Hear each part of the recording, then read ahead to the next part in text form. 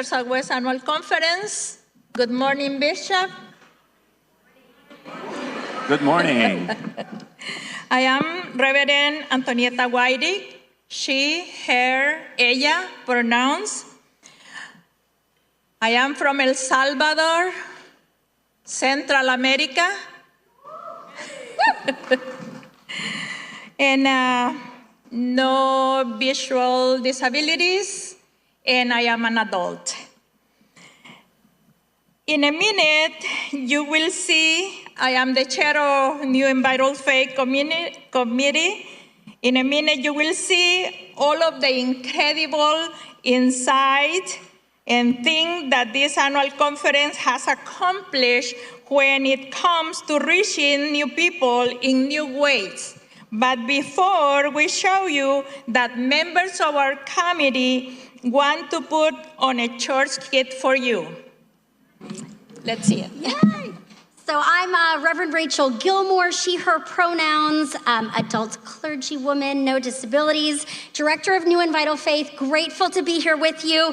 The theme this year at Annual Conference is Healthy Churches for a Healthy World.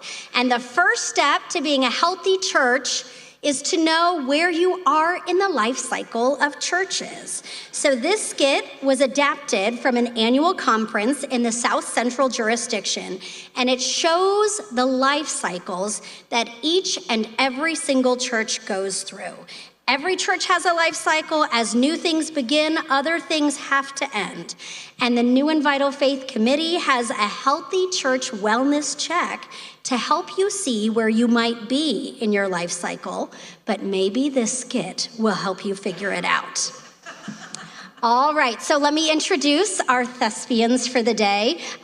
Playing the role of Vision, raise your sign, Antonietta. Antonietta represents Vision. That's where all churches begin.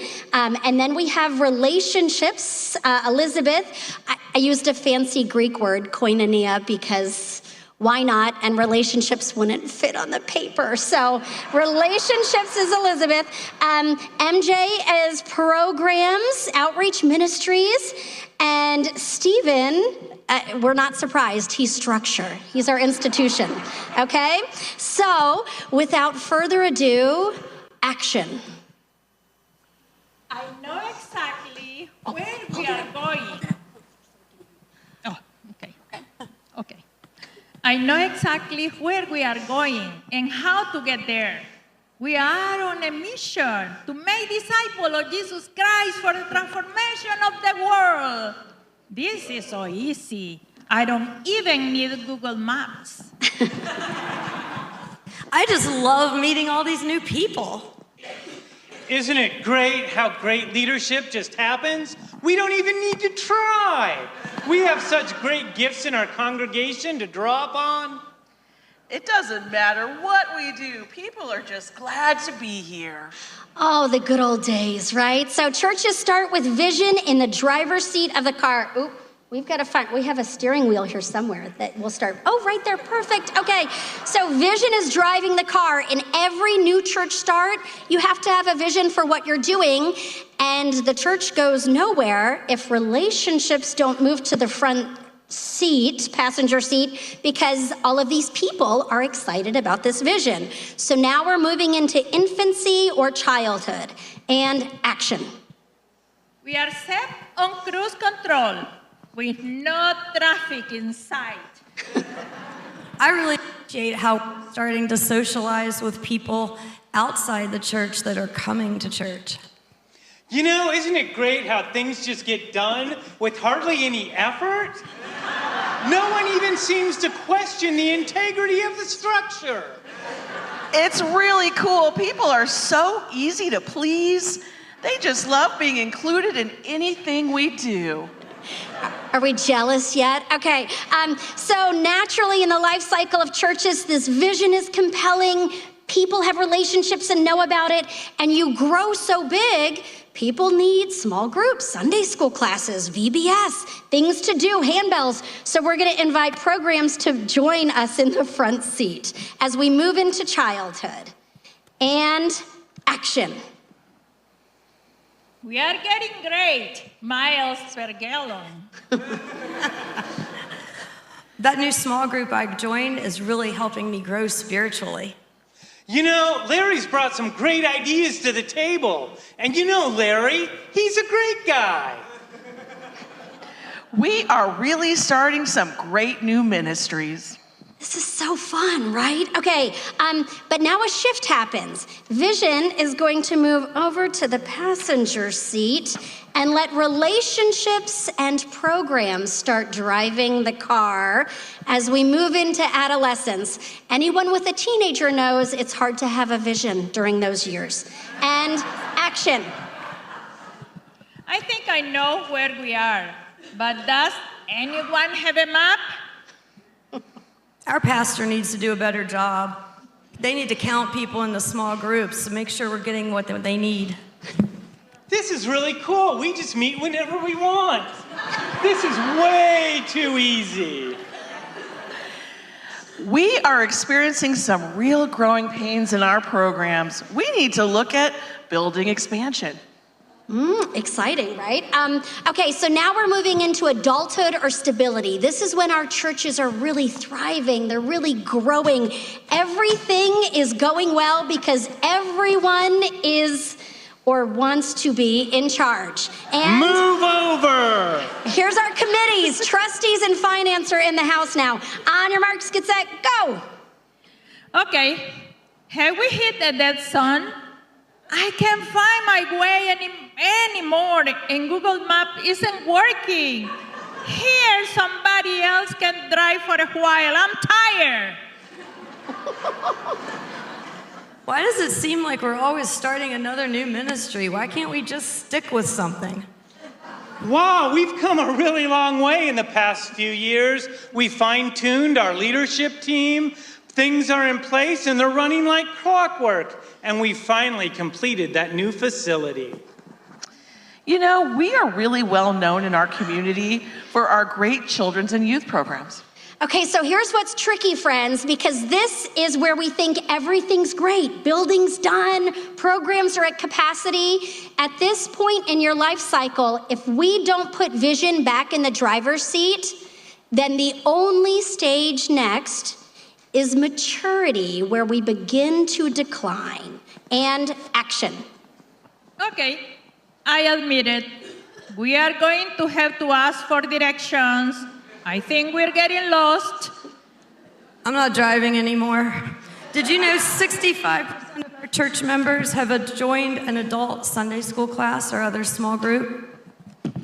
It's great to have such a great track record. We have some great leadership, and they've served such great long tenures. So much for that 5-year rotation, and we really know how things work around here. We have more people involved in ministry than ever. Isn't that exciting? Okay, so things still look great, right? Plenty of people, plenty of leadership, but vision is starting to feel lonely, and we begin our decline with empty nest. So we'll see programming moving to the back seat because we still have lots of committees and internal relationships with the matriarchs and patriarchs that like to have control, but not as many people are showing up for VBS anymore. Action. Remind me again where we are going. I heard one of the staff say the other day that our new visitors aren't coming back after their first or second visit. What is wrong with the hospitality group? Why aren't they doing their job? Well, it's because of those committees. They're loose cannons. They need to be running everything past us on the board. It's not like it's the Wild West out there. We need to take control. You know, we are really seeing a drop in people involved in our programming. Vacation Bible school numbers were down by 30% this year. What is wrong with our children's minister? Do we hear the blame? This is where blame starts. There's a problem, but it's not my problem. Why aren't they doing a better job? The life cycle continues into retirement and old age as that this is the way we've always done it begins to be our motto. And action. I think I need my eyes tested. I don't see so well driving any longer. I'm just gonna move to the back. There's not even space for me in the back. Nobody has relationships anymore. I'm concerned about our young adult and children's ministries. We've just got to change the way we do things fast. We need more people. More people on the church council. That'll solve our problems. We have to get everybody involved in the decision-making process. That way we won't make everybody mad. We need new ideas, as long as they do it the way we've always done it.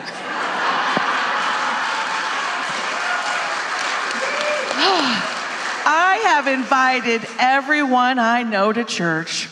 There just isn't anyone else to invite.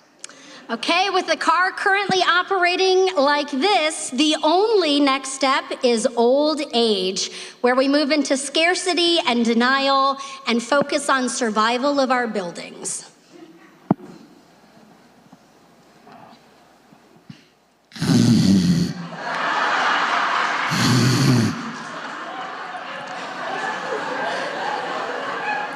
We've tried absolutely everything we know how to do. People just don't want to be involved in church anymore.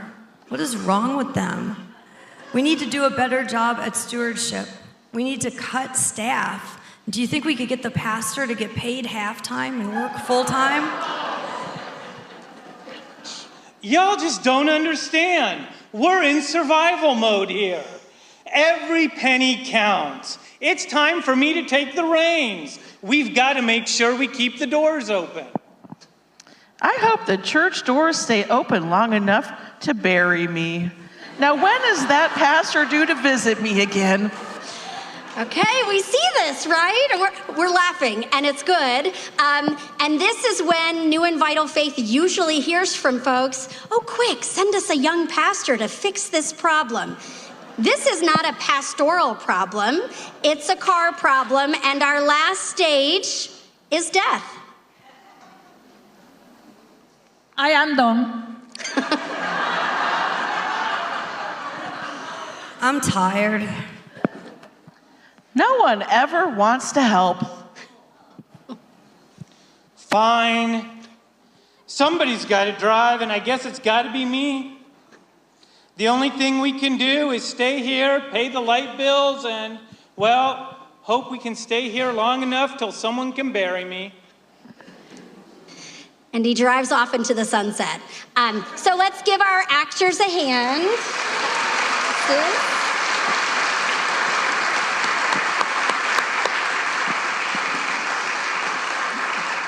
So again, we have this healthy church wellness check. Our hope is every single church takes it at some point in the next 3 years to figure out where you are on your car ride so we can help you put vision back in the driver's seat, a vision for making disciples of Jesus Christ for the transformation of the world.